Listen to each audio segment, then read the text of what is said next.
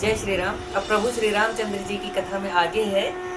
हरस परस्पर मिलन हित कछुक चले बगमेल, जन आनंद समुद्र दुई मिलत बिहाई सुबेल। तो प्रसन्नता से आपस में मिलने के लिए जब दशरथ जी अयोध्या से बारात लेकर के जनकपुर में पहुंचे हैं, तो उनसे मिलने के लिए अगवानी जब आए तो प्रसन्नता से आपस में मिलने के लिए कुछ लोग बागे ढीली करके यानी बहुत तेजी से चल पड़े और मानो आनंद के दो समुद्र अपनी सीमा को छोड़ करके मिल रहे हों।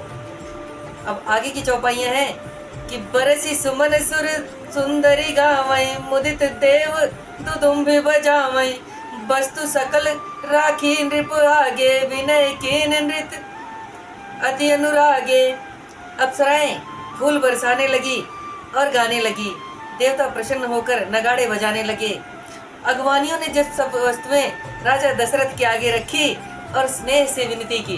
अब अगवानी जो सामान लेकर के आए थे, जो भोजन थाल परात जो लेकर के आए थे, वह सब कुछ दशरथ जी के आगे रख दिया और प्रेम से क्या विनती करते हैं कि प्रेम समेत राय सब लेना, भय बख्शीस जाच के नहीं देना, करी पूजा मान्यता बढ़ाई, जनवा से कहूँ चले लवाई।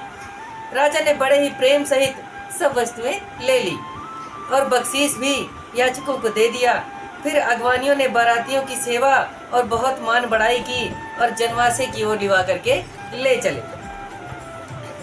बसन विचित्र पावड़े परही, देखी धन धन मधुपरि हरही, अति सुंदर दीन है जनवासा, जनु कहा कहूँ सब भांति सुबासा। रंग बिरंगे वस्त्रों के पावड़े बिछाए गए, जिन्हें देख कुबेर भी अपनी संपत्ति का घमंड भूल गए। बहुत ही सुंदर जनवासा दिया, जहाँ सबको सब प्रकार का सुविधा थी, जो भी जिसको चाहिए था वह सब कुछ वहाँ पे पहले से ही था।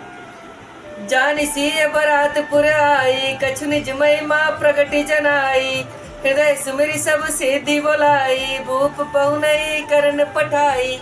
यह चौपाई बहुत ही उत्तम है, इसको समझिए कि सीता जी ने जनकपुर में बारात आई जानकर अपनी कुछ महिमा प्रकट करके दिखाई, हृदय में श्रवण करके सब सिद्धियां बुलाई और उन्हें राजा दशरथ की पहुनई करने के लिए भेज दिया। इस बात को समझना बहुत ही जरूरी है कि यहाँ पे जो माता सीता ने सिद्धियों को बुलाया, तो सिद्धियां किस प्रकार से आई हैं।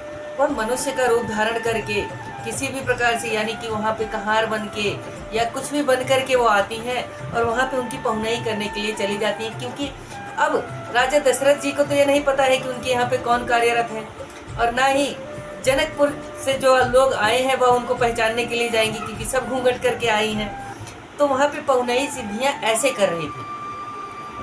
सिद्धि सब सिया सुअकनी गई जहाँ जनवास, लिए संपदा सकल सुख सुरपुर भोग विलास।